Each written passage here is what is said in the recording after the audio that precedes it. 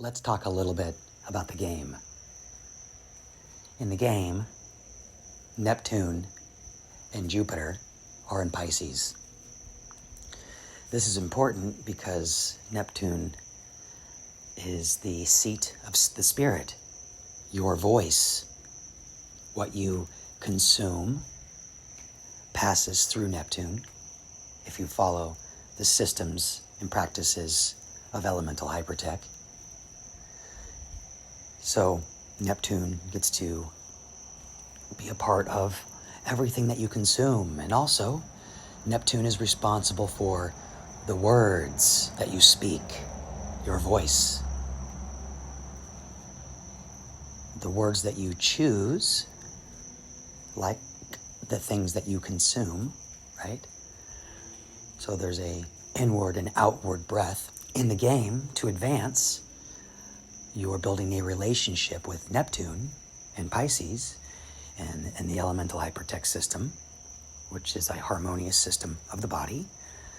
Pisces is the feet, and that's how you travel. Your feet move you.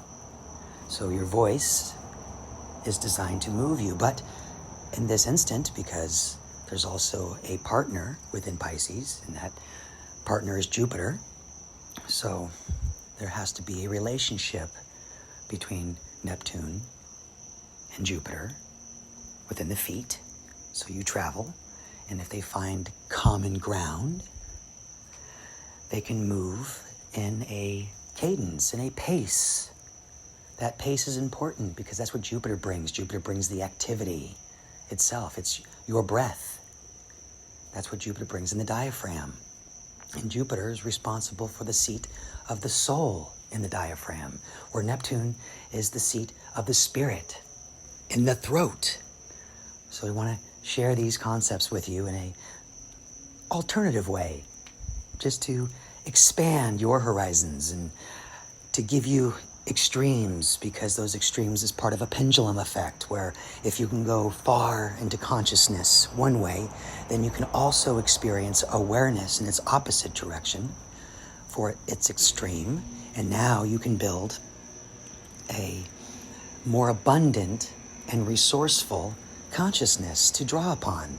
Okay, now that we got the astrological aspects out of the way, as in the great aggregate system, because remember, in elemental hypertech, you are in something, so you have to have a relationship with everything that's within this, so you have access to it, right? You feel the air around you, so there is actually some type of connection, because the object in which you are attempting to have a relationship with on the other side also exists within this medium that we would call air, which is one of the main elements. Understanding these elements gives us access to them. So now you can build a relationship, right? This is part of how remote viewing works.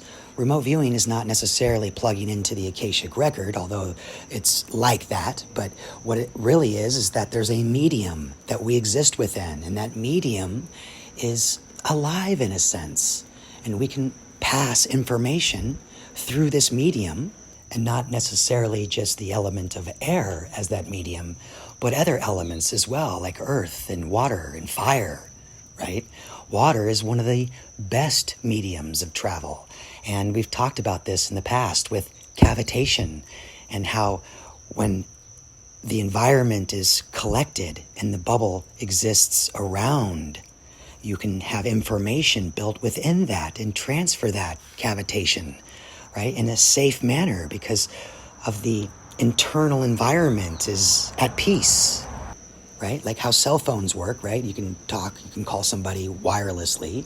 Well, that's because we're in something, so we can use that medium as the transmission itself, which is why you want to build a relationship with the element of air. And air is the mind, okay? Earth is the body, okay? Fire in the heart. Water in the gut. Okay, see, this makes sense. This is how the system builds this harmonious relationship for your travel.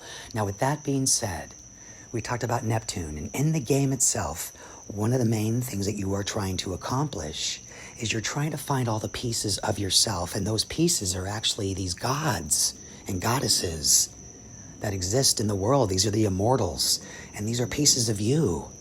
And so your mission is to go out in the game, right? This is how the game works. Your mission is to go out and find these gods and then bring them back to you, right? This is how you win the game. So you go out and you find the one that's most important to you now, right? For some, that could be Venus because you're looking for love, right? Another could be Jupiter because they want to be a good athlete, or Mars because they want to be a great soldier or a hero, okay? So these are just different pieces, and maybe you want to be a really good in business. So Mercury is something that you'd like to participate, to search for and collect and rebuild back inside of you, right? Because this is how you build the harmony with your body. And then when you collect all your pieces, all your gods and goddesses into yourself, you start becoming whole, okay? Now, your mission will change at that point because you've collected everything. So now you've advanced, you've upgraded, okay? And those come with different responsibilities, different moralities, different ethics, different compassions. So that's why there takes a process to build who you are first. So that way you can participate in other things on higher levels, spiritually, of course, right? With kindness, goodness, happiness.